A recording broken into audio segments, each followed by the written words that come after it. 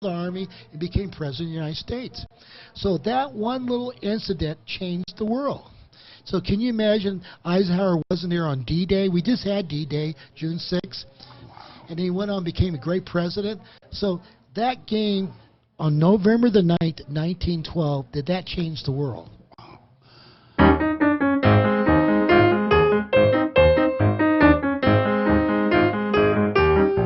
Hey, Henry, welcome back to episode 5, American Talk It Out. And boy, have we had some great episodes.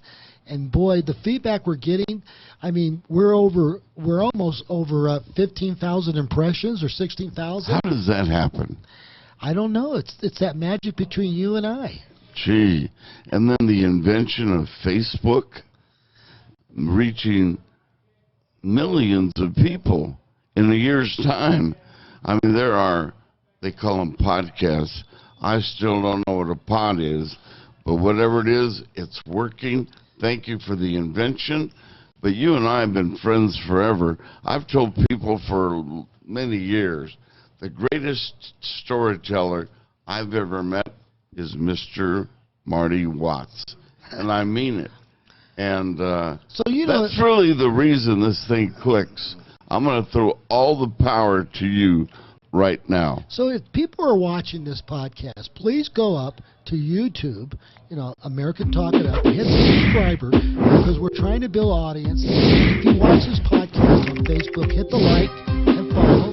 And we're just gonna build this, and we're planning on going to other social media platforms, and then we're hoping we're gonna get on cable television here pretty soon. I'm working on a deal for Comcast TV, so we'll keep you updated where we're going to be on, where you can follow Henry and I on American Talk It Up. And then another thing is, you should be following Henry T. Game Face Live, and you can go up to his Facebook page and go up there and watch his latest episodes. And boy, if you want to know, now he says I'm a good storyteller. I think the greatest interviewer, maybe in the whole Southwest, maybe in the country, is you, Henry. Wow. Now he's got the pressure on me. With the power struggle's going back and forth here. But we click. We've done that for a long time. And we hope you appreciate it. But that's not scripted. There's no rehearsal. It's Marty being Marty and Henry being Henry. And he frowns on me for always complimenting his athletic background. But that's one of the great memories I have of my friend Marty Watts. Wow. And he's going to get mad at me, but he was tremendous. And you can't wipe out those stories out of my mind. I know you're a humble man. Leave them alone. Okay. You know why? Because everybody else remembers you in the same light. Yeah, but, when you get my age, I've said this before on the other podcast, you become a legend in your own mind, all these things. But I thank you for the compliments. And the thing about our podcast is that the one thing that Henry and I believe in, we believe in spreading love and laughter and joy to other people alive. So Amen. If this podcast gives you a little lift or a little love or a little laughter, remember, laughter is the best gift you can give to anybody, right, Henry? Well, you give me a lot of it. The last time we were here, my rib cage was hurting because we laughed the entire show. But, that's an opportunity for to dig into you for a question. What catalyst is there within you? What does it take to bring out that special story? Because you're a man of spontaneity. Well, I will tell you this. When I was a little boy growing up, I had a grandfather named Pop Beecham. We call him Pop. I mean, he was Charlie Beecham, but he was a great storyteller. He would tell me about the Civil War and how he grew up. He told me a story about when back in 1901, they had a town baseball team in El Reno, Oklahoma, and that was back when they had horses and buggies. I think the automobile didn't come until a little later. And I remember one day, he said, we had a town. In those days, every little town, every little community had a baseball team, like the town team, and everybody played on the team. And then Saturday or Sunday, usually it's Saturday, they would get off the farms around 12 o'clock, and they would go play the other team. And I remember this story about his team was going to go play Mustang, Oklahoma. Now, Mustang, if you go to El Reno, Oklahoma, it's the next town over, maybe 10 miles away or something. But in those days, they didn't have a car. They had a horse and buggy and a wagon, and they all got in a wagon. They had these beat-up uniforms, and they brought a little sleeping bag or a little sleeping, and they went over the Mustang to challenge them in a baseball team. But in the meantime, while they're going down to the Mustang, they see these orchards with apples, and they would just start getting off their wagon, and they ate their way down to the ballpark. And then they got there, and they played a game, and then they slept overnight and got back in time for Sunday school. And that's what it was in those days, around the turn of the century. And they didn't have much entertainment. There was no radio or nothing. It was just, you played sports, and everybody in those days, they sang, the choir was big. Everybody had a music instrument. They created their own entertainment. And maybe we should I think with this virus thing going on, people are at home. They're doing more things together. You notice? Yeah. They're playing music. Every time I turn around, somebody's playing a song. So maybe that's bringing people together a little bit. Hey, and another side story to that, back in the old days when we had Christmas and snow coming down and families exchanging hello and hugs, while the snow is falling and no cars around, no freeways. It was genuine, hello, how are you? And because of the coronavirus, a neighbor and the nice lady and the two children came over, and they're feeling sorry for Henry T. or something. Maybe I looked hungry. They bring over to me a cherry pie. There's the delicious pie. The children have the ice cream and a little soda or whatever the juice was. That's genuine because we have more time right now. We have to stay indoors, and I think our governor is doing a tremendous job watching us closely, not subjecting us to too much of the exposure out there. But the story on... Well, here's a perfect story. Yesterday, I'm sitting out on my porch, and a woman who lived maybe a block away was walking down the street with her baby in a baby carriage. And I've never seen her. She came up and said hi to me, and we talked. And then we talked from a distance, and that was kind of nice. And she said, "I didn't know you lived here," and she told me she worked at Walgreens. Well, I said, "Well, I guess I've seen you at Walgreens," but you know how people are getting together. Now, here's a perfect story. I lived in Hoffman State, Illinois. And, if you know anything about Illinois, the winters are brutal. And people, from about November, after Thanksgiving, nobody even goes out and talks to your neighbors until it warms up around June, right? And so you never get to see the neighbors, and you never get to know them. And so I lived in this really nice neighborhood over by Sears headquarters in Hoffman State, Illinois. And so one day I said, you know what, we're going to have a block party. Now, then I went around to each neighbor and said, look, you bring a dish. Everybody seemed to have a Weber grill, so put it out there and we'll cook some hamburgers. Everybody had a dish. One guy played the guitar. I brought the whole neighborhood together in early August, and we had a block party. And then I blocked off the street with some barricades, and I had the firemen come in with the fire truck, and the kids got involved. And of course, I didn't have a permit, but nobody said anything. And people were, and one woman was making homemade ice cream. You know how good ice cream is when it's made homemade. Oh, especially strawberries or blueberries ice cream. Made homemade. And we had this block party, and I lived in this community for about 8 or 9 years. But every year I would start this block party thing because people didn't talk to each other, Henry. I mean, I had a Polish guy down the street. His English was pretty good, but he had a Polish accent, but he just loved him. And then the people across the street, they never talked, because during the wintertime, people just shut everybody out. And I remember the first time I moved in that neighborhood, I went down to my neighbor, And I was just trying to be a friendly guy. I went up to the neighbor and said, look, I'm Marty Watts. I'm your next door neighbor. If you need anything, please let me know. She said, well, we don't want anything from you. Are you selling insurance? I said, no, I'm not selling insurance. I said, then I said, what if your house was burning down? Wouldn't you want me to help you? And so that's when I realized we need to bring a block party together. Now, too much computer, too much iPhone, not enough personal communication, and if anything else, coronavirus has brought us together. So here's my suggestion. You're watching this podcast. When it's safe, you should have a block party. Now, why not? Now, what we did is out in front of the driveway, we had little drills, and people had food, and people came back and changed. One guy brought his guitar, and everybody got to know each other.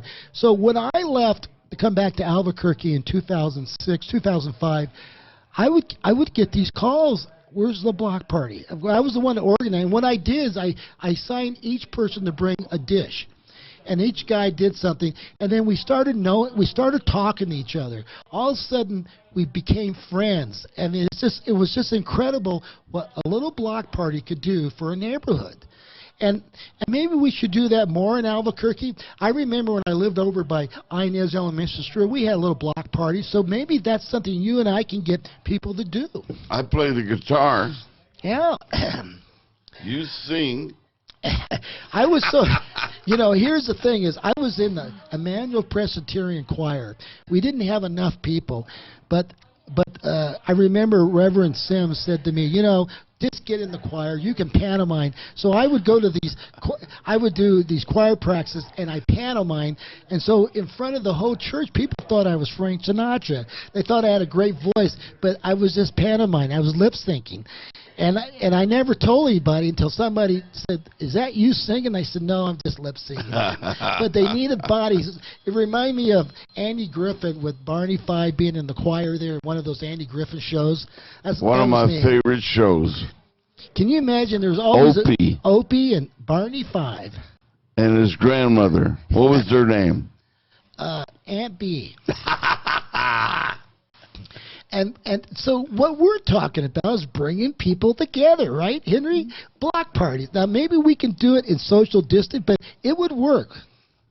Well, we're going to get to the next segment, but we just, it's Henry and I just shooting the breeze here on America Talking Up. And boy, do I have a story about Jim Thorpe and baseball. Ooh, look out. Look out.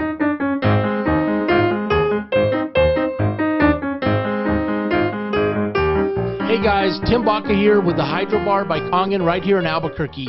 We have the healthiest water you can put in your body, and why that's important is because our body's over 70% water. So the water that we have here is an antioxidant which helps with inflammation and all kinds of other stuff. It's also microclustered, which means it absorbs super fast, and it's a 9.5 alkaline water. It's not the stuff you're going to buy in a grocery store that has a lot of additives. So if you guys want to try the healthiest water, tell them that Henry T sent you, and I will get you guys a free gallon to try. And if you like it, then you can actually get on a monthly membership with us. And we also sell these machines for the convenience in your home or your office. And just come and see me. Tim Baca here. Thanks, guys.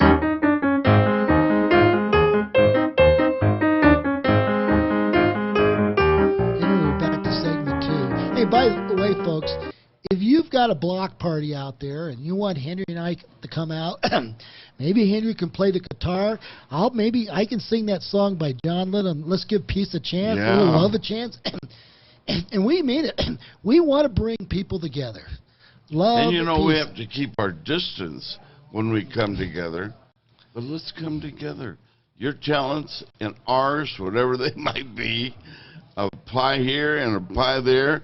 Apply everywhere. We'll even bring old MacDonald had a farm in there some way. And we almost sang that song. That was perfect. I can make my mother's potato salad. I mean, maybe we can cook a brisket. We can have fun. Everybody has a little grill. Block parties. Yeah. Bringing it back into our society. And you know what, Henry? Nothing better than a little sing-along, a little singing. You know, karaoke. I've got an old karaoke machine. Maybe I do that, but the whole idea. Have you ever sang karaoke in an establishment? I did at the in Norman, Oklahoma, at the Sooner Hotel, or Sooner. It was Sooner Legends, and they had a hotel and they had a karaoke, and I sang that song by Frank Sinatra. That's live, and Wow. and I wasn't too bad, but it was nothing to go right home to mother about. But I did some karaoke, but that's the point. That's too sad a song for you. Well, that's life. You know, we can make things happen. But I always loved that song by John Lennon. Let's give peace a chance. Let's give love a chance. Let's give people a chance. And so, you know, if you got a block, you know, the whole idea is Henry and I, we love life. I mean, and you know, I keep telling this on these podcasts, this could be our last day on earth, Henry. Amen.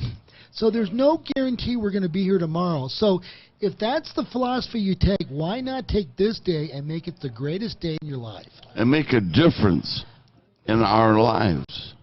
Yeah, do something. Give them joy. Give them some laughter. Help somebody. You know, I mean, obviously every day is not going to go right, but the ability, my dad used to tell me, you can take a negative, can you make it into a positive? Not everything's going to go your way. Not everything, you know, there's days when you feel like you don't want to get out of bed, but you do it, and you try to make things happen. So the whole idea of American Talk It Up, we're here to talk it up and have fun and enjoy life. And, you know, we're going to go, one of the things I want to bring up is the baseball thing, because baseball is real special for you and I. And right now they're having problems with if they're going to have a baseball The players season. are greedy. That's how I feel about it. Get out there, entertain America again, only this time, and especially with the image changing, cheating in baseball, time for the player to say, let me not have a raise this season. Let's give it to the fans instead of being so greedy all of the time. In fact, if nothing else, let's see the player give back by saying, lower my salary because of the pandemic, because of what the situation is in America, a lot of tension right now. Let me give you my services this season. Lower my salary. Your reaction? I agree, and the owners are offering 75%. Now, the last offer on the plate was 89 games. They're coming back with 75, but I don't think they deserve 100% of the salary. They're only playing half a season, and there are not going to be too many fans in the stands. We hope maybe by August and September fans can come back. But you know, the thing is, this is going to be an unbelievable fall, Henry, because if baseball comes back, they'll be almost in the playoffs in October. You got college football, the NFL. The NBA is planning on doing their playoffs in October. You're going to have, and I think the National Hockey League. So, you know, I'm hoping the casinos here in Albuquerque that allow betting, they're going to go nuts because you can bet on all those games. Throw in the soccer championships too. Oh yeah, and we heard that United Soccer, the USL team, the New Mexico United, they're going to play some games. I don't think they're going to have people in the stands, but here's the thing is, there's going to be a lot of sports. If this thing doesn't come back, the virus doesn't come back, you're going to have so here's the problem is, who's going to watch all these games? And then golf is coming back. The Masters are going to come back in the fall. The Masters. NASCAR and karts are going to be concluding at that time. Oh yeah. So I know. I'm just telling you right now that there's going to be a lot of sports you're going to be able to watch. So you know, And you know, all of that depends on, is the virus here? Is it almost gone? Or is it entirely gone? So we're at its discretion. Well, I've been talking to some people that and I don't want to mention their names because I don't want to put them on the spot, but I've been talking to athletic directors, and they're talking about for high school sports, they're going to give every kid a temperature check every day when they go out to practice. And I think they're thinking about giving them a virus check every week, once a week. And then they're going to be very careful, and the coaches are going to wear masks. So I think they're doing. I mean, and the athletic director asked me, "Would you send your boy to school?" And I said, "I probably would. With those conditions, I think they're pretty safe." Yeah. And then we don't know who's going to show up in stands. But there's been one version where the parents can go to the games and the cheerleaders and the band, but they're going to have to be separated. So I can see them getting by with that, and maybe some special. But right now, I think we've got to have sports in the fall because the United States of America, we're sports fans. We have to have sports. If they take that away from us, I don't know what's going to, the psyche of the people of the United States, we got to have it, don't you think? Amen. And, good effort, ESPN, for all you're doing to keep us involved with your creativity. I don't want to see any more of The Last Dance. I've seen my last dance. And I'm convinced that Michael Jordan's the greatest player that ever was. Now I'm convinced that ever will be. And I don't want to see any more Lance Armstrong taking drugs and how he won the French Tour of France. There's no doubt Lance Armstrong's a good athlete, but he really lied all the way until he had to say the truth. So I lost respect. But I agree with you. We need our sports back. College football on a Saturday afternoon, eating hot dogs in the stands, Dad smoking a cigar over here, the kids, Dad, can I have another hot dog? And then it comes down to the dramatic moments of the game. Now everybody's undivided attention is inside the 5-yard line. To me, nothing like a Saturday afternoon with the sun going down and drama in a college football game. And we're about to have it right here at University Stadium with the new look Danny Gonzalez Lobos. I love college football atmosphere. And I love the fight songs. I love when the marching band, just before kickoff, the band gets on the field and they play the fight song and they do the national anthem. It's just excitement. And first time I ever experienced that was Oklahoma football game back in the late 50s. And when I came here, the Lobo Marching Band, and there's nothing better. Matter of fact, on my iPhone, and people might think I'm nuts, I have every fight song recorded on my iTunes. Only you. Only me. And when you get bored and really bored, and you say, Minnesota, I've got the song, but New Mexico. I've got all the fight songs. I've got the Eyes of Texas upon you. I've got the Nebraska song. I've got and maybe the greatest fight song, maybe Notre Dame. Amen. Good song. Household fight song. USC. Trojans, and we played Michigan, and we played the Trojans second week in September. Yeah, are you going? I hope I get an opportunity. Another great fight song is Ragtime Cowboy Joe, the Wyoming Cowboys. Yes. I love that song. It just makes me like you're at a rodeo, Ragtime Cowboy Joe. What a great song. You ever been to Laramie on game day? Oh, yes. There's not a better hot dog in America on game day at a college football stadium better than Laramie, Wyoming. And after the game, they have a famous saloon called the Buckhorn Saloon, I think. Oh. And you go in there, and they have these steaks, like 48-ounce steaks, only in Wyoming, a porterhouse steak about that big, and a big Idaho potato. This is at Wyoming. And, I'll never forget, I don't know if Rocky told me this story, it was somebody else, when back in the early 70s, when Lobos played Wyoming, a lot of those people in Wyoming chew a lot of chewing tobacco, And so Lobos would come out of the tunnel there into the football stadium in Laramie, and they would spit that tobacco juice. And Rocky, or I don't know if it was Rocky or somebody, they looked at their helmet, and there's all juice on their helmet. Those fans are just tough. No kidding. And, that's horrible, man. Every year somebody in the country leads the nation in punting because their football stadium is the highest, I think, 7,800 feet or something like that. It's the highest altitude football stadium in the country. That's why the ball just flies out of there. You notice every year their punters at the top three in punting because he's punting 50 yards a punt. Ragtime, and then here's another story. You've heard of Jimmy Stewart, the great actor. Yeah. He used to go to these parties in Hollywood, and the only song he could play on the piano was that song, Ragtime Cowboy Joe. And when he died, at his funeral there in Hollywood, that's the song they played at the funeral, Ragtime Cowboy Joe. Wow. Jimmy Stewart, the great actor, Jimmy Stewart. Man, I love that actor. Remember that movie, It's a Wonderful Life? Still one of the great movies. You know, Wow. so that's why I like that song. Of course, I love Booner Sooner. I love all these songs, but here's the thing I'm going to admit. How many people out there carry all the college fight songs in your phone? Let me see the hands. No hands. You're the only one. And you know what? It doesn't, you know, when it just pumps me up. I get up in the morning and hearing that Michigan fight song, Notre Dame, Nebraska fight song. I love Northwestern. So anyway, if you've never done it, it does pump you up. It gets me ready to go.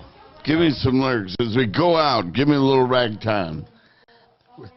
Oh, God. Ragtime Cowboy Joe. I don't know every song, but anyway, fight songs I love. I love these fight songs. We'll get back to the next segment here. Jimmy Durante.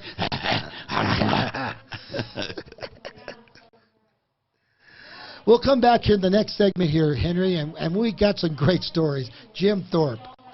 Amen.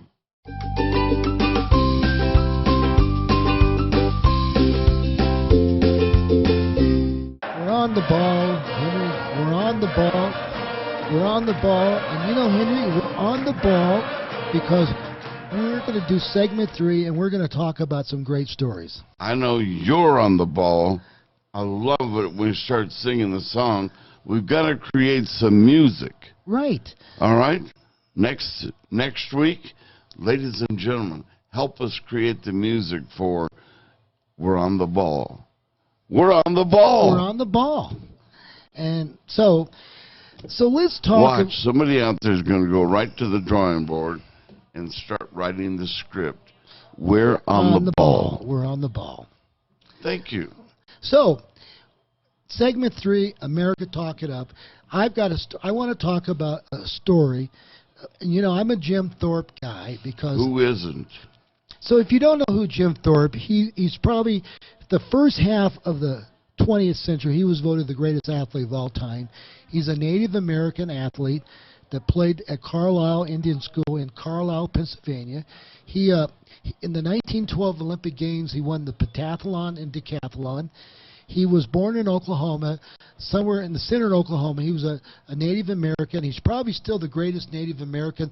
The only other guy I can think of that is almost as famous as he was is Billy Mills, the famous 10,000 meter runner that won the gold medal in Tokyo.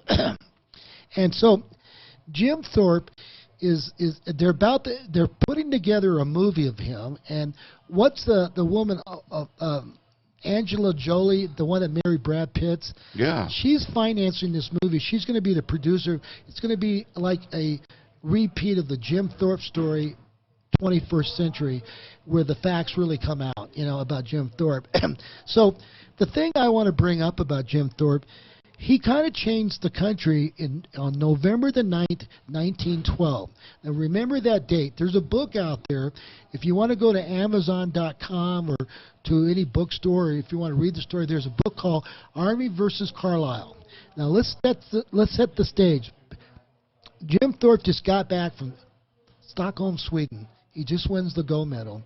He's going in the fall of 1912, and Carlisle in those days was a football powerhouse. They played Princeton, they played Harvard, Yale, and of course Army was on their schedule, and Army was undefeated, and so was Carlisle going on to this game. And you got to understand, Jim Thorpe was like the star player, All-American. He was as famous at that time than Ty Cobb, Shoeless Joe Jackson. But on this Army team, they had this guy named Dwight D Eisenhower. He was their star player. He was a great baseball player for Army. He played fullback, linebacker, went both ways. Then they had another general. They went on and was a famous general named Omar Bradley. Now, on the team manager was Georgie Patton, the famous general in World War II. Wow. Now, here's the thing. In the 1912 Olympics, I think George Patton came in fourth in the Olympic in the pentathlon. So Grantland Rice was covering the game in the New York Times. He was the famous writer that came up with the concept of the Four Horsemen for Notre Dame. And if you know anything about sports journalism, Grantland Rice is one of the most famous writers of all time. And he was there covering this game. Now here's another thing about this game, folks. Most of the players on the Carlisle team, their uncles or grandfathers fought in the Battle of Bighorn against General Custer. So this is revenge for them. And then the coach of Carlisle was the famous Pop Warner. Now, Pop Warner, you've heard Pop Warner football. Pop went on and coached at Stanford and coached the great Ernie Nevers and coached in the Rose Bowl game against New Rockne and Notre Dame. But he was the coach of Carlisle. And so this game was a famous game. Now, here's the thing that's really incredible. Eisenhower, up in this game, he was, in those days, you get demerits. If you're a cadet at Army, you got demerits. He was in a lot of trouble. He was about to get kicked out of Army. So he was on, I guess, thin ice being a cadet at Army, but he was a star football player. So in this game, it's Eisenhower versus Thorpe. Wow. Now, the game was in the third quarter. Sometime in the third quarter, I think Carlisle was ahead by a touchdown, and Jim Thorpe breaks out of the line of scrimmage, and he comes up with Eisenhower one-on-one, and they collided. Boom. He knocks Eisenhower out of the game, and he hurts his knee. They carry him off the field, and George Patton helped him. And Carlisle went on to win the ball game. Now, what happened was Eisenhower was about to get kicked out of Army, but because of that injury, and he had a knee injury, he was in a cast, and he was forced to study and get through. He got through that year, and he, in his book, if you read anything on Eisenhower's autobiography, he claims that football game changed his life because he might have never been general of the Army and became president of the United States. So that one little incident changed the world. So can you imagine Eisenhower wasn't there on D-Day? We just had D-Day, June 6th. And he went on and became a great president.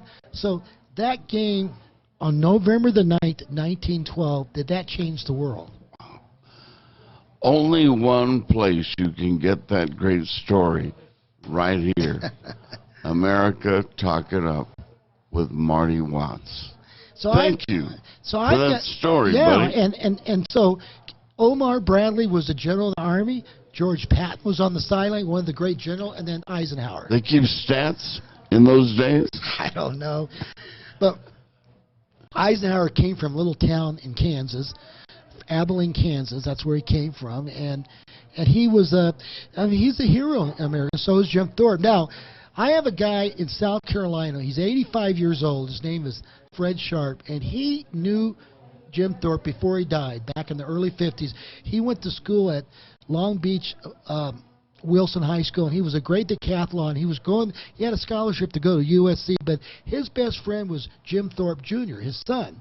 And Thorpe died in 1953, but he was able to go to Jim Thorpe. He was living in a trailer. He died in 1953, but before that, Fred got a chance to get to know Jim Thorpe. So what's going to happen is we're going to get Fred the call in our show maybe in the next couple weeks, and he's going to tell his story about, he might be the last guy still alive that actually had a conversation with Jim Thorpe. There's probably very few people left. Jim Thorpe today, how does he hold up against the modern athlete of today, both track and field and football? I think, let's put this in perspective. When he, in the 1912 Olympic Games, in the decathlon, he broke 4 world records. And his long jump record held on to 1936 when Jesse Owens did it in Berlin, against Adolf Hitler and the Nazis, 1936 Olympic Games. So he was in his day. Now remember, they had dirt track. They didn't have the training, but he was about 6'1", 195. He was a pretty good sized guy, but you know, he was a great baseball player. He was great at everything.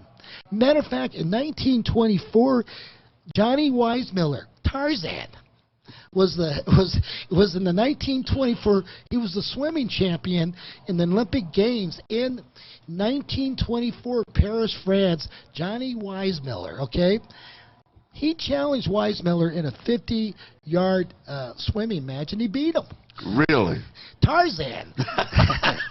He beat Tarzan. Yeah. And I remember at the Tingley Coliseum back in 1963, remember the sports show they used to have? What was the guy's name? The guy that promoted Crosby. Remember Frank Crosby? Yeah. He used to promote this big sports show at the Tingley Coliseum. They were on the fairgrounds, and he always brought in somebody to get people to go. And one year he brought Johnny Weissmuller in, and I begged my dad to take me down the Coliseum. And all I wanted to hear is that Tarzan yell. You know, Tarzan. You know. Wow. And that was a special moment, just hearing Johnny Weissmuller do the Tarzan yell. I wish I could duplicate that. But that's how great Every kid in America tried that every day. And I remember as a kid growing up, Channel 7 here in Albuquerque, it was called the Big 7 Movie. And when I was a kid, my mother and dad made me go to bed at 10 o'clock, but the only time we stayed to midnight was when they had those Tarzan reruns on Friday nights. Come on. The Big 7 Movie, you know, Tarzan. Tarzan meets Jane. And so that's how good Jim Thorpe was. And of course, he started the National Football League. He played for the Canton Bulldogs in 1920. He did play for the New York Giants for John McGraw. But what happened was John kicked him off the team or moved him out because he was Indian wrestling with the pitchers and he broke a couple guys' arms. And John McGraw got upset. He was with the New York Giants. So Jim Thorpe was unbelievable. But that game on November the 9th, 1912, if you want to read a great book, it's Army versus Carlisle. You can go buy it. You can get it on Amazon.com. But, boy, think about how history changed on that day. Because if Dwight Eisenhower would have been kicked out of Army, we wouldn't have an Eisenhower. Who knows? We might have not had an Omar Bradley. So he changed the game. And changed the history of American presidents. Yes. And you know, Jim Thorpe was an alcoholic. He had problems. He was not a perfect guy. But he was an incredible. You know, I read a story. Now, I'll end this story, is that I was talking to some guy. His father was in World War II, and he was coming back. He was coming back from during the war. I think 1944, and in San Francisco they had an old football stadium called Kezar Stadium, and they went to an old 49ers game. I think it was 1948, 47. Now remember, Thorpe died in 54. But the halftime entertainment was Thorpe went out there on the 50-yard line and was drop-kicking balls through the goalposts. That was halftime show. Now, he had to be maybe 40, 50 years old at the time. Gee. This guy was in the Navy coming back from World War II, you know. And drop-kicking balls, huh? Well, there is a game against Yale back in 1911. He kicked a 57-yard drop kick. He was rolling out. He was rolling out on a halfback, run, and all of a sudden he stopped and he drop kicked the ball through the goalpost for 3 points. It's like a field goal. And to this day, I think that's the record. 57 yards. Yeah, and then he in a game against Princeton. Now get this. Nobody talks about this story. They punt the ball. So he was punting the ball. They were on 4th and 20, so they punt the ball to Princeton. He punted the ball, and he ran down the field and caught the ball before it got to the Princeton guy. And so, come on. That is a true story. You have to read this book. So can you imagine today's football, somebody punts the ball, and he runs down, and he gets the ball before the guy gets in, the punt returner. This is Jim Thorpe. I've heard it all. But that is what an amazing story. So Jim Thorpe. You're amazing. And, you Hey, know, yeah, go let's ahead. recap before we get out of here. I had so much, how would you say, recap laughs during the last week about the two little green guys in the coffin in Roswell. Any more to add to that? Well, you know, I mean, I can't believe, but the thing I'm amazed, Were they green? they might have been. But you know the thing about that story, when that guy told me that story in Georgetown, a bar in Georgetown, I had no idea there was a Roswell. And matter of fact, I thought it was the craziest thing I ever heard, and I forgot about it because at that time was 1975. There was no Roswell, and then when all this stuff came out in the late 90s, and then that's when I started thinking this guy really had the story, and so he was telling me something. But I don't think the only reason I think he told me that story, Henry, he was wanting to get off his chest, and he was drinking some. He had a little alcohol in him, and he just wanted to tell somebody that this is a crazy story. And, of course, if you would have heard the story, you wouldn't believe it either. Nobody would. Hey, idea. Block party at the crash site in Roswell coming up.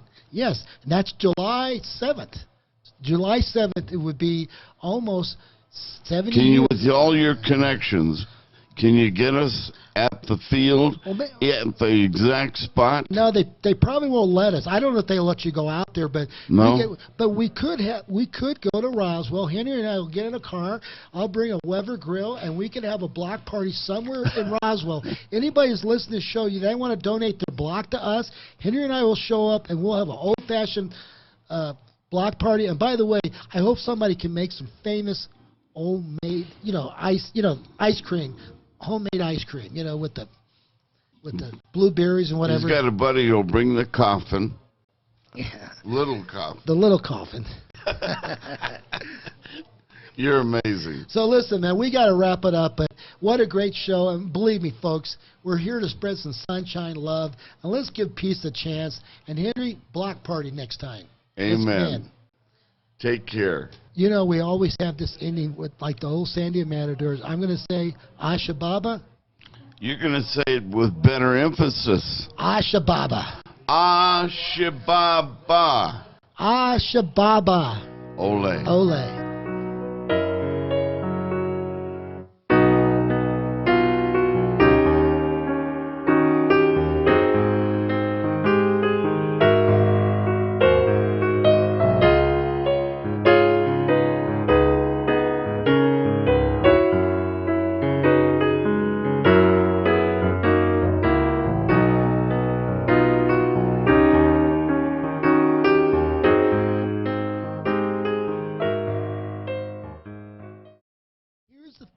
That's really incredible. Eisenhower, up in this game, he was, in those days, you get demerits.